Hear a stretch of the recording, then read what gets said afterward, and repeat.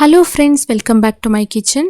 ಇವತ್ತು ಗಣೇಶ ಚತುರ್ಥಿಯ ವಿಶೇಷ ರೆಸಿಪಿ ಮೋದಕ ಪ್ರಿಯ ಗಣೇಶನಿಗೆ ಹಬೆಯಲ್ಲಿ ಬೇಯಿಸಿ ಮಾಡುವಂತಹ ಮೋದಕದ ರೆಸಿಪಿಯನ್ನು ತೋರಿಸ್ಕೊಡ್ತಾ ಇದ್ದೀನಿ. ಇದನ್ನು ನಾನು 2 ವಿಧಾನದಲ್ಲಿ ಮಾಡಿ ತೋರಿಸ್ತಾ ಇದ್ದೀನಿ. ಒಂದು ಕೈಯಿಂದನೇ ಶೇಪ್ ಮಾಡಿ ಮೋದಕವನ್ನು ತಯಾರು ಮಾಡ್ಕೊಳ್ಳೋದು, ಮತ್ತೊಂದು ರೆಡಿ ಮೋಲ್ಡ್ ಇರುತ್ತಲ್ಲ, ಮೋದಕ ಮಾಡೋದಕ್ಕೆ ಯೂಸ್ ಮಾಡುವಂಥ ಮೋಲ್ಡನ್ನು ಬಳಸಿ ಒಳ್ಳೆ ಶೇಪನ್ನು ಕೊಟ್ಟು ಮೋದಕವನ್ನು ತಯಾರು ಮಾಡ್ಕೊಳ್ಳುವಂಥದ್ದು. 2 ವಿಧಾನದಲ್ಲಿ ಸುಲಭವಾಗಿ ಹೇಗೆ ಮಾಡೋದು ಅಂತ ನೋಡೋಣ. ಮೊದಲಿಗೆ ಇದಕ್ಕೆ ಬೇಕಾದ ಹೂರಣಕ್ಕೆ ನಾನು ಒಂದು ಅರ್ಧ ಕಪ್ ಆಗುವಷ್ಟು ಬೆಲ್ಲನ ಒಂದು ಕಡಾಯಿಗೆ ಹಾಕ್ಕೊಂಡಿದ್ದೀನಿ. ಸ್ವಲ್ಪ ನೀರು ಹಾಕ್ಕೊಂಡು ಅದನ್ನು ಸ್ಟವ್ ಮೇಲೆ ಇಟ್ಕೊಂಡು ಕರಗಿಸ್ಕೊಳ್ತಾ ಇದ್ದೀನಿ. ಬೆಲ್ಲ ನೀರಲ್ಲಿ ಕರಗಿದ ಮೇಲೆ ಇದಕ್ಕೆ ನಾವು ಫ್ರೆಶ್ ಆಗಿ ತುರಿದಿಟ್ಕೊಂಡಿರುವಂಥ ಕಾಯಿ ತುರಿನ ಹಾಕ್ಕೊಳ್ಬೇಕು. 1 ಕಪ್ ಕಾಯಿ ತುರಿ ಹಾಕ್ಕೊಂಡಿದ್ದೀನಿ ಅರ್ಧ ಕಪ್ ಬೆಲ್ಲಕ್ಕೆ. ಹಾಗೆಯೇ ಸ್ವಲ್ಪ ಏಲಕ್ಕಿ ಪುಡಿ ಹಾಕ್ಕೊಳ್ಬೇಕು. ಒಂದು ಅರ್ಧ ಟೀ ಚಮಚ ಆಗುವಷ್ಟು ಏಲಕ್ಕಿ ಪುಡಿನ ನಾನು ಫ್ರೆಶ್ ಆಗಿ ಕುಟ್ಟಿ ಪುಡಿ ಮಾಡಿ ಹಾಕ್ಕೊಳ್ತಾ ಇದ್ದೀನಿ. ಹಾಕ್ಕೊಂಡು ಇದನ್ನು ಚೆನ್ನಾಗಿ ಒಂದ್ಸತಿ ಮಿಕ್ಸ್ ಮಾಡ್ಕೊಳ್ಳೋಣ. ಸ್ವಲ್ಪ ಹೊತ್ತಾದಮೇಲೆ ಅದು ನೀರಿನಂಶ ಎಲ್ಲ ಹೀರ್ಕೊಂಡು ಇವಾಗ ನೋಡಿ ತಯಾರಾಗಿದೆ. ಜಾಸ್ತಿ ಪಾಕ ಬರ್ಸೋದು ಬೇಡ, ಇಷ್ಟ ಆದರೆ ಸಾಕು. ಇದನ್ನು ನಾವು ಎತ್ತಿಟ್ಕೊಂಡು ಸೈಡಲ್ಲಿ ಇಟ್ಕೊಳ್ಳೋಣ.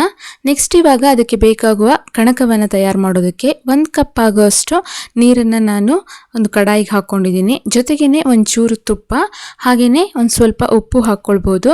ನೀರು ಕುದಿ ಬಂದ ತಕ್ಷಣ ನಾವು ಅದೇ ಅಳತೆಯ ಅಕ್ಕಿ ಹಿಟ್ಟನ್ನು ಹಾಕ್ಕೊಳ್ಬೇಕು. ಎಷ್ಟು ನೀರು ತೊಗೊಂಡಿದ್ದೀವೋ ಅಷ್ಟು ಅಕ್ಕಿ ಹಿಟ್ಟು ಹಾಕಿದ ತಕ್ಷಣ ಉರಿ ಕಡಿಮೆ ಮಾಡಿಕೊಂಡು ಒಮ್ಮೆ ಈ ಹಿಟ್ಟನ್ನು ನೀರಲ್ಲಿ ಚೆನ್ನಾಗಿ ಈ ಥರ ಮಿಕ್ಸ್ ಮಾಡ್ಕೊಳ್ಳೋಣ. ಅಷ್ಟು ಅದರಲ್ಲಿ ಹೊಂದ್ಕೊಳ್ಳೋ ಹಾಗೆ ಚೆನ್ನಾಗಿ 1 ನಿಮಿಷ ಈ ಥರ ಮಿಕ್ಸ್ ಮಾಡಿಕೊಂಡು ನಂತರ ಇದನ್ನು ಒಂದು ಅಗಲವಾದ ಪಾತ್ರಕ್ಕೆ ನಾವು ತೆಕ್ಕೊಳ್ಳೋಣ. ಆಮೇಲೆ ನಾವು ಇದನ್ನು ಚೆನ್ನಾಗಿ ಕಲಿಸ್ಕೊಳ್ಬೇಕಾಗತ್ತೆ. ಈಗ ನಾನು ಸ್ಟವ್ ಆರಿಸಿದ್ದೀನಿ. ಈ ಅಕ್ಕಿ ಹಿಟ್ಟು ನೀರಲ್ಲಿ ನಾನು ಕಲಸಿಟ್ಟಿದ್ದೀನಲ್ಲ, ಅದನ್ನು ಇವಾಗ ಒಂದು ದೊಡ್ಡ ಬೇಸನ್ಗೆ ಹಾಕ್ಕೊಳ್ತಾ ಇದ್ದೀನಿ. ಇವಾಗ ಸ್ವಲ್ಪ ಬಿಸಿ ಬಿಸಿ ಇರುವಾಗಲೇ, ಅಂದರೆ ಒಂದು ಸ್ವಲ್ಪ ಹೊತ್ತು ಬಿಟ್ಟು ಚೂರೇ ತಣ್ಣೀರನ್ನು ಈ ಥರ ಹಾಕ್ಕೊಂಡು ನಾವು ಇದನ್ನು ನಾದ್ಕೊಳ್ಬೇಕು. ಚೆನ್ನಾಗಿ ಈ ಥರ ನಾದ್ಕೋಬೇಕಾಗತ್ತೆ. ಎಷ್ಟು ಬೇಕೋ ನೋಡ್ಕೊಳ್ಳಿ. ಸ್ವಲ್ಪ ಡ್ರೈ ಅನಿಸ್ದಾಗೆಲ್ಲ ತಣ್ಣೀರಲ್ಲಿ ಕೈ ಎತ್ಕೋಬೋದು, ಇಲ್ಲ ಅಂತಂದರೆ ತಣ್ಣೀರನ್ನು ಈ ಥರ ಚಿಮ್ಕಿಸ್ಕೊಂಡು ನಾವು ನಾದ್ಕೊಳ್ತಾ ಹೋಗಬೇಕು ಚೆನ್ನಾಗಿ. ಸುಮಾರು ಒಂದು 5 ನಿಮಿಷಗಳ ಕಾಲ ನಾವು ಈ ಹಿಟ್ಟನ್ನು ಚೆನ್ನಾಗಿ ನಾದ್ಕೊಂಡು ಕೊನೆಯಲ್ಲಿ ಒಂದು ಸ್ವಲ್ಪ ಒಂದು 1/4 ಚಮಚ ಅಥವಾ ಅರ್ಧ ಚಮಚ ಆಗುವಷ್ಟು ಎಣ್ಣೆ ಹಾಕ್ಕೊಂಡು ಮತ್ತೊಮ್ಮೆ ನಾವು ಈ ಥರ ನೋಡಿ ಈ ಥರ ಶೇಪ್ ತಗೊಳ್ಳುತ್ತೆ. ಅದು ಇಷ್ಟು ಚೆನ್ನಾಗಿ ನಾದ್ಕೊಂಡ್ರೆ ಆವಾಗ ನಮಗೆ ಮೋದಕ ಮಾಡಬೇಕಾದ್ರೆ ಅದು ಒಡೆಯೋದಿಲ್ಲ, ಅದಕ್ಕೋಸ್ಕರ. ಸೊ ಈ ಥರ ಮಾಡಿಕೊಂಡು ಇದನ್ನು ರೆಡಿ ಮಾಡ್ಕೊಳ್ಳೋಣ. ನೆಕ್ಸ್ಟ್ ನಾವು ಇದನ್ನು ಪ್ರೆಸ್ ಮಾಡ್ಕೋಬೇಕು. ಕೈಯಲ್ಲೇ ಕೂಡ ನೀವು ಇದನ್ನು ಶೇಪ್ ಮಾಡ್ಬೋದು, ಹಾಗೂ ಬರುತ್ತೆ. ಇಲ್ಲ ಜಾಸ್ತಿ ಮಾಡಬೇಕು, ಈ ಬೇಗ ಆಗಬೇಕು ಅಂತಂದರೆ ರೋಟಿ ಪ್ರೆಸ್ ಇದ್ದರೆ ಈ ಥರ ಪಾರ್ಚ್ಮೆಂಟ್ ಪೇಪರ್ನ ರೌಂಡಾಗಿ ಕಟ್ ಮಾಡ್ಕೊಂಡಿದ್ದೀನಿ ನಾನು. ಅದಕ್ಕೆ ಎಣ್ಣೆ ಹಚ್ಕೊಂಡು ಅದ್ರ ಮಧ್ಯ ನಾವು ಇದನ್ನು ಹಿಟ್ಟನ್ನು ಇಟ್ಟು ಪ್ರೆಸ್ ಮಾಡ್ಕೋಬೋದು. ಸಣ್ಣ ಉಂಡೆನ ಈ ಥರ ತೊಗೊಂಡಿದ್ದೀನಿ ನೋಡಿ. ಅದನ್ನು ಚೆನ್ನಾಗಿ ಕೈಯಲ್ಲಿ ಈ ಥರ ನಾದ್ಕೊಂಡು ಈ ಥರ ಪ್ರೆಸ್ ಮಾಡಿಕೊಂಡ್ರೆ ಗೊತ್ತಾಗುತ್ತೆ ಸಾಫ್ಟ್ ಆಗಿದೆ. ಇದನ್ನು ನಾವೀಗ ರೋಟಿ ಮೇಕರಲ್ಲಿ ಈ ಥರ ಪ್ರೆಸ್ ಮಾಡ್ಕೊಳ್ಳೋಣ.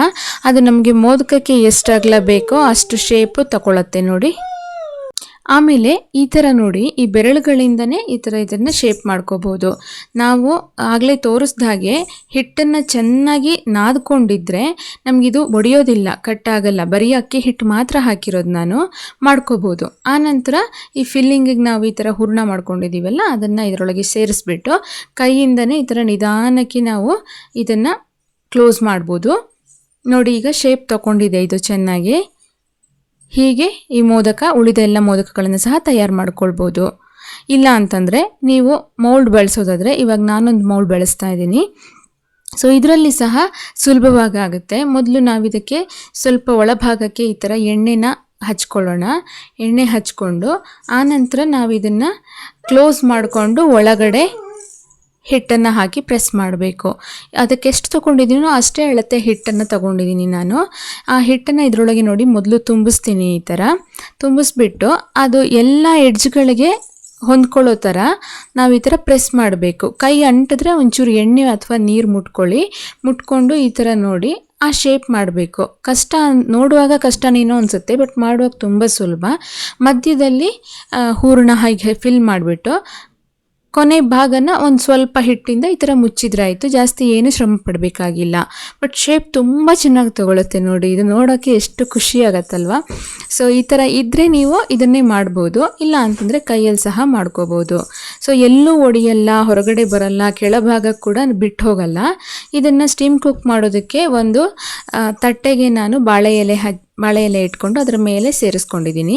ಇದೇ ವಿಧಾನದಲ್ಲಿ ಎಲ್ಲ ಮೋದಕಗಳನ್ನು ನೋಡಿ ಈ ಥರ ನಾವು ತಯಾರು ಮಾಡ್ಕೋಬೋದು, ಸುಲಭವಾಗಿ ತಯಾರು ಮಾಡ್ಕೋಬೋದು, ಕಷ್ಟ ಆಗೋದೇ ಇಲ್ಲ.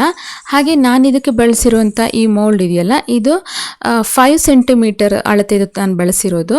ನಿಮಗೆ ಇದರ ಲಿಂಕನ್ನು ಡಿಸ್ಕ್ರಿಪ್ಷನ್ ಬಾಕ್ಸಲ್ಲಿ ಕೊಟ್ಟಿರ್ತೀನಿ, ಚೆಕ್ ಮಾಡ್ಕೊಳ್ಳಿ. ಇವಾಗ ನಾವು ಇದನ್ನು ಹಬೆಯಲ್ಲಿ ಬೇಯಿಸ್ಕೋಬೇಕು.